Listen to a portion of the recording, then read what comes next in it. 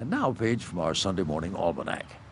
November 10th, 1982, 31 years ago today, the day the Vietnam Veterans Memorial in Washington was opened to the public for the first time.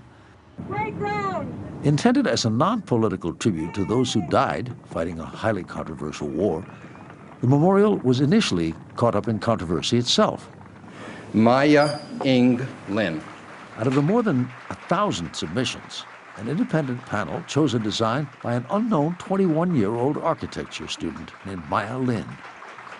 She conceived of two joined walls of dark reflective stone set into the ground and engraved with the names of the more than 58,000 Americans who died in that war.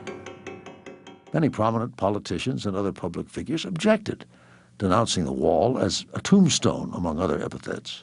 This is an appropriate... Billionaire businessman Ross Perot, who had contributed more than $160,000 of his own money to the project, was one of the most outspoken. You have two choices, start all over again or modify the design. Have a look, everyone. Over Maya Lin's objections, the design was modified with the addition of a statue by Frederick Hart of three servicemen, one white, one African-American, and one Hispanic, though at a slight distance from the memorial rather than at its apex, as some had wanted.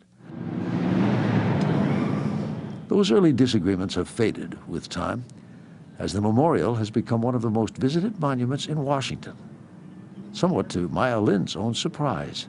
I guess I hadn't seen how loved it would become, and yet at the same time, it doesn't forget the high price of war. And with all those names carved so permanently into stone, there is no way any of us can ever forget the sacrifice of those who served.